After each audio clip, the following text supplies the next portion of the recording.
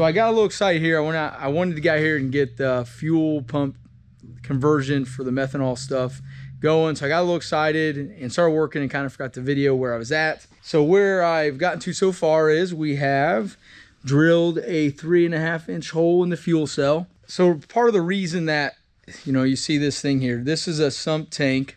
Part of the reason that I have it over here on the edge is because we're going to maybe still use the sump to feed another pump. If this 10 GPM isn't enough for us, we're going to use a 12-1800 Holley on top of it to kind of get us the fuel volume we need. We're pushing our luck and pushing limits on this pump setup along with 210 injectors, and honestly we really don't know what it's going to take to get it there, so we're just trying some things to see what happens. Luckily we have dyno and we got some tools that'll let us know pretty quick if it's good or not, so this is what we're trying. So I got this pump moved over to the side, mostly to stay away from the sump so that I wouldn't be trying to pull fuel from the sump at the same time that the pump up front or under the truck is pulling fuel to send it there. So we don't have any baffling in the tank or nothing. It's just your generic Amazon fuel cell 20-gallon deal. I'm not too worried about with no baffles though, because I plan on keeping the tank basically all the way full. You know, it's not just fuel for me, it's also ballast, and I know we need to keep it pretty full to be where we need to be weight-wise in the rear for bias. So next step that I drilled the hole, then what they want you to do is set the pump, little fancy guy here, down in the hole, and let's see here, set it down in there, line it up. And the reason I have this very fancy piece of duct tape on here is because when you attempt to go and transfer the hole locations, because that's what we got to do next, is basically take all those holes here and transfer them. Just use a transfer punch. Nice little tool Harbor Freight has. And it's nothing more than a center punch that fits that hole perfectly. We can transfer punch those and then go and drill the 10 holes out that make up what this is, which is the inner base plate. This goes inside the tank. The pump will, this actually then will bolt to the tank itself. The pump sits down, then we have a gasket in between the top of the cell. This is on the inside of the cell, and that seals it all up and it works great. So we think. At least it has for everybody else. So I think we'll be okay too. So I guess time to do transfer some holes and see what happens.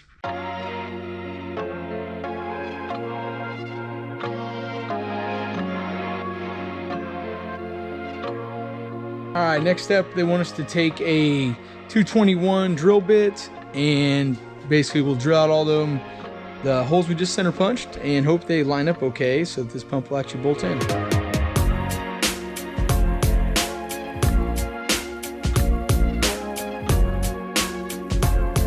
Let me show you real quick what a transfer punch, if you have never seen one, not everybody's used them before. They're pretty cheap from Harbor Freight, but I don't know if it's gonna show up. Take a guess here. There's a little center punch right there.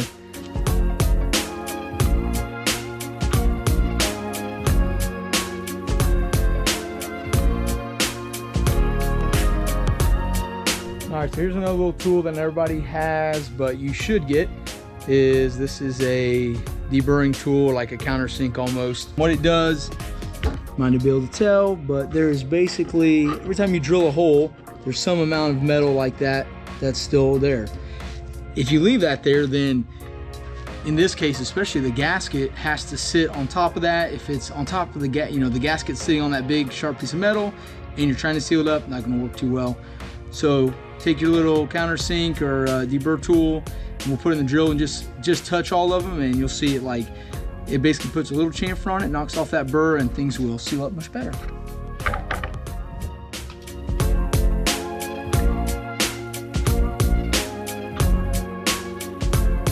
So let's see here, I'll show you.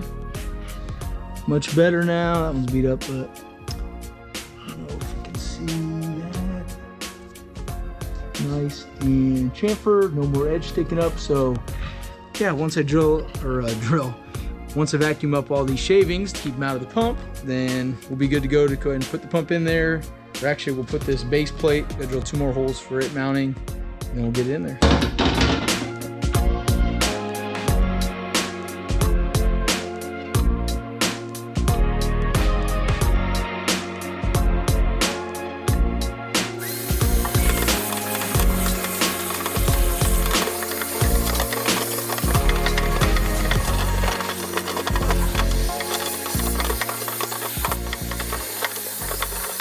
So you really want to make sure you get all the metal out of there.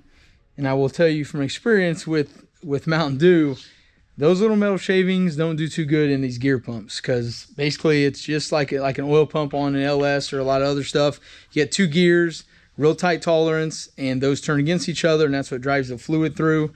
A little chunk of aluminum does not do it too nicely. So whether you're running an external or an internal like this one, I'll show you here. If you're running an external, they make a really nice pre-filter that's just for this pump. For this one that goes in the tank, they have this really cool little filter contraption there that goes on the bottom that is part of the pickup. That's really a pretty nice piece. So use it, clean out your tanks. All right, next let's bolt on our little ring that goes on the inside.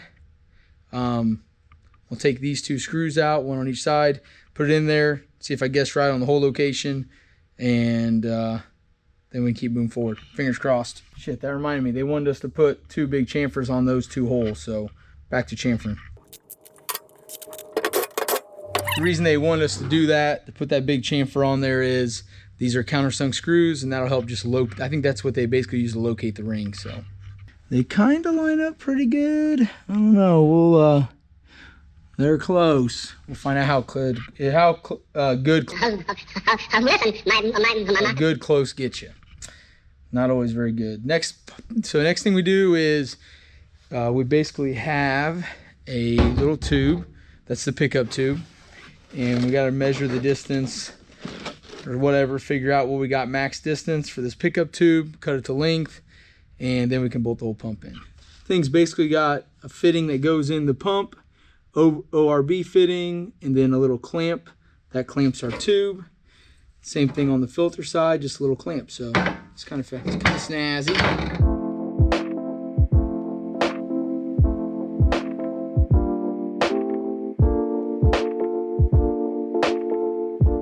All right, so what we're going to do to get the depth we need, basically I'm going to measure from the bottom of the tank to the top of the tank, and then we'll make that distance roughly. I think we have to take off, 1/8 of an inch to 1/4 of an inch from that length, and we'll measure the actual pump and the tube and make sure we're 1/4 inch shorter than the distance we measured to the depth of the tank all the way to the bottom, and cut the tube and rock and roll.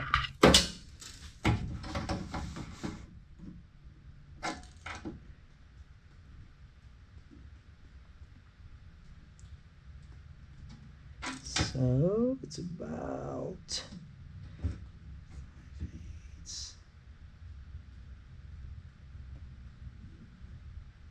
almost 9 3/4. It ain't gonna have much tube, it looks like. Holy shit, like no tube.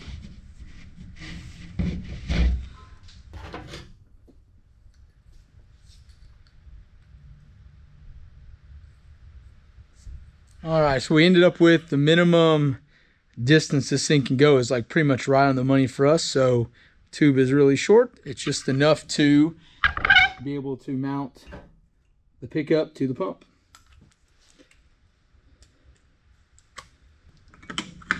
Bam, sucker.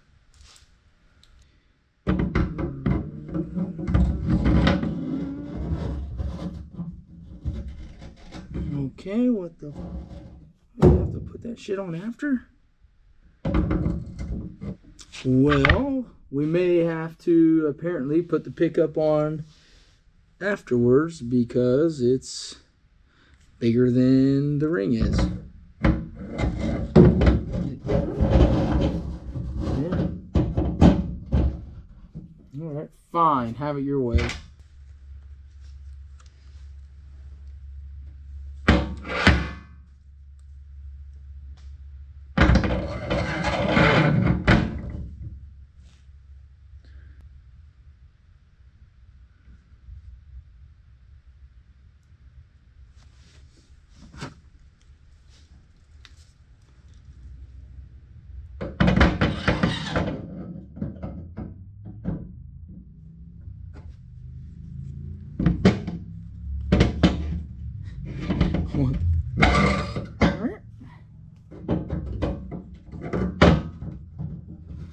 Okay, what kind of nasty joke are they trying to play on us? Let's read the directions. Of course, they act like it'll just fall right in there with no issue. Well, we know that's simply not the case.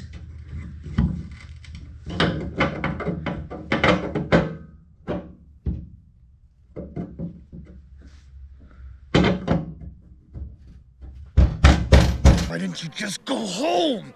That's your home! Are you too good for your home? Answer me!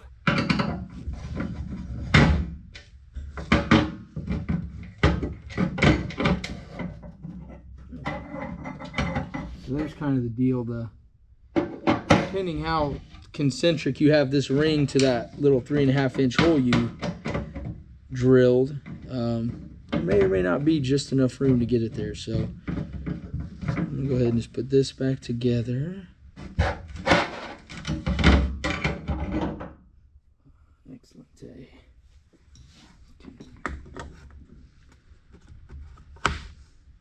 Filter install.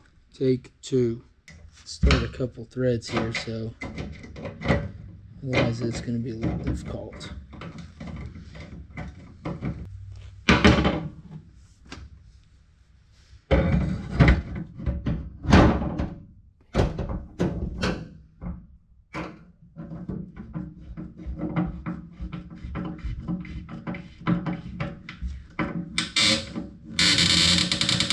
All right, 10th time's a charm.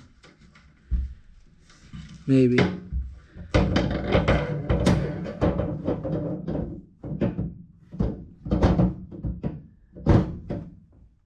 Ruh-roh. So, well, now we got a real interesting situation. Even the shortest it can go, we're too tall, which apparently that means this Chinese piece of shit, or they want you to put it in the sump, but this tank isn't as deep as most fuel cell tanks, so that's not good.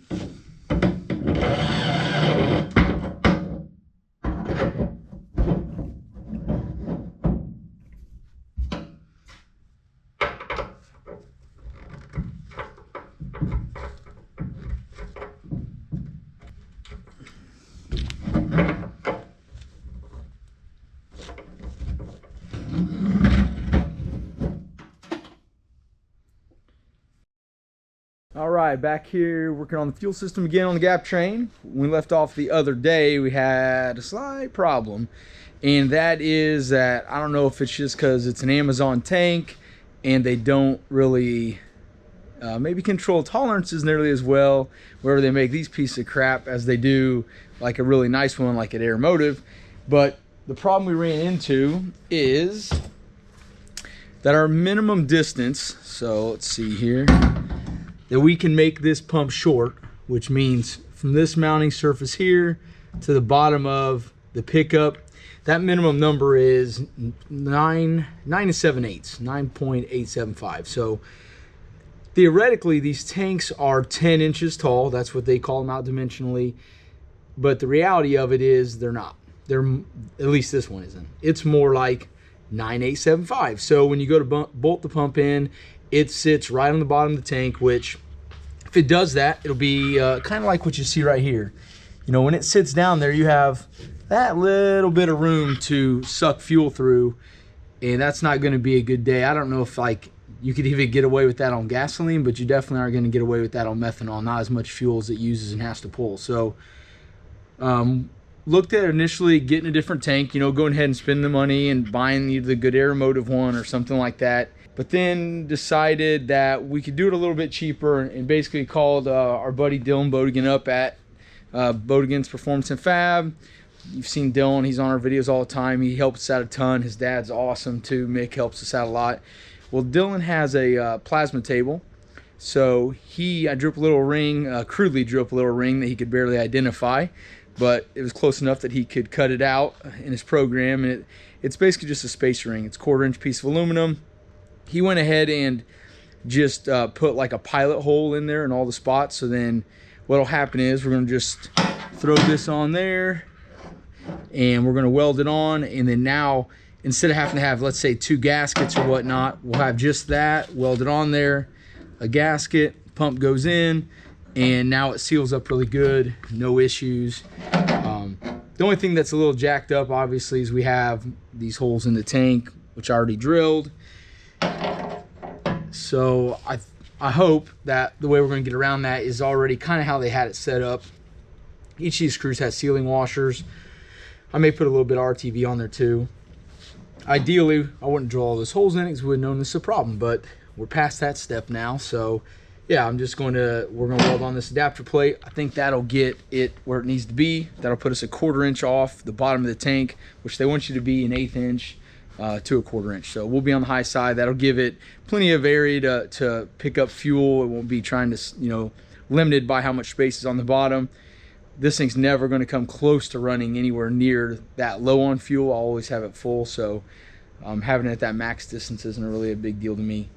So first thing I'm going to do is go ahead and drill out and tap each of these holes real quick, and then we'll pull the tank, clean up surface, then we're going to get it welded up. The holes for this, the screws are a 1032, which if you have a fancy little book like one of these, mechanical engineering handbook, or they have like machinist handbooks or whatever, they have nice charts on them that you can just look up your tap size and it'll give you the drill size.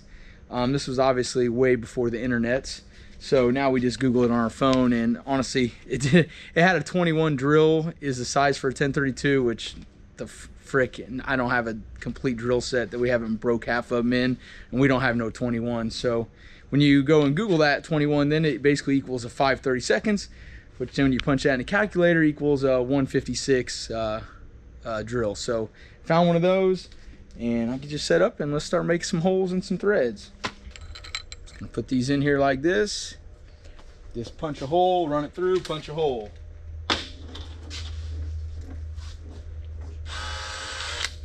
Since it's aluminum, it should go pretty easy. One. Try to drill them as straight as you can. Not always easy if you're doing it this method than in like obviously a drill press, but luckily we're not making orthopedic hips for people. We're just drilling out little holes for a fuel pump.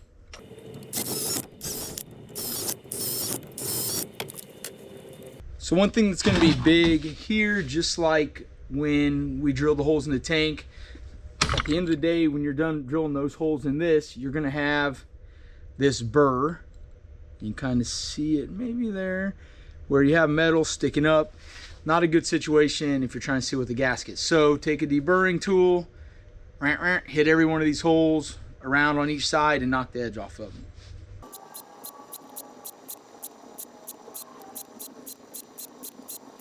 All right, so when it's done, you have a nice little chamfered hole, has a nice lead in, actually help things thread in a little bit better too when it's all said and done. A little chamfer tool looks like this. It's nothing fancy, they sell them, they're cheap. Let's start threading some holes. Remember to put your little grease on the end of that tap. Same deal here, we're trying to start it straight, hopefully. So just take your time. Drop that in there a few different times if you like. Maybe you'll have a better tap handle that the stupid T doesn't fall out of.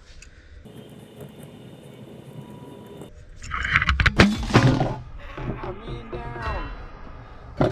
Man down.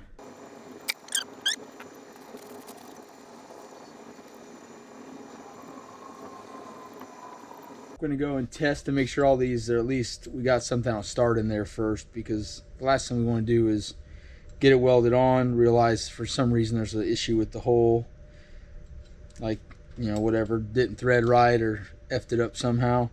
I want to know now, not after I got it welded on, and it's like a lot harder to fix at that point. We're in pretty good shape. Mission accomplished. So now we'll get the tank yanked out of there, clean up the top, and go get her welded up. So luckily this thing comes out pretty easy. 4 bolts. It sits on a couple isolators. Yank it right out and get her done. Yank it right out and get her done. You serious?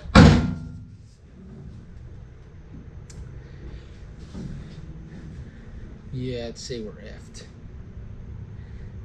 And it sucks. This weight bar, this is like 180 pounds or some shit. It ain't exactly lightweight. So, I guess we're gonna get a workout in for today.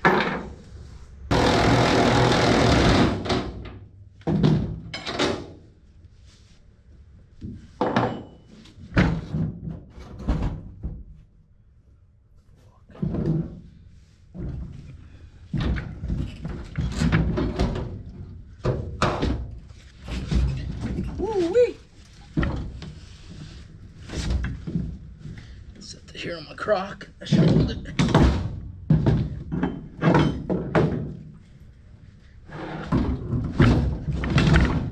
Ah, not bad. Nothing broken, pinched off, twisted. All right. Now she's gonna come off no problem.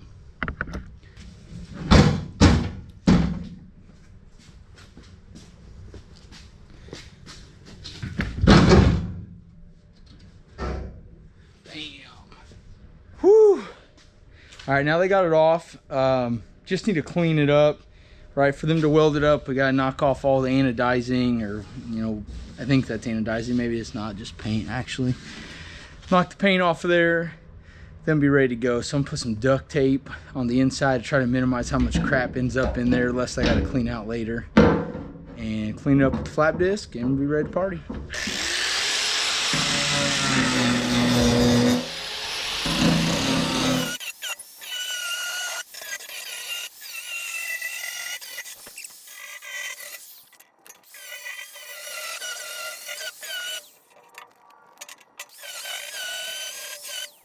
All right, so we're in pretty good shape now. We got some room around it. That should give them something to be able to weld onto. And then we can get it all bolted together. Then we got a relay install on it, and then plumbing it all, and then the methanol conversion will be done. So get this done, and we'll come back and show you all the other stuff.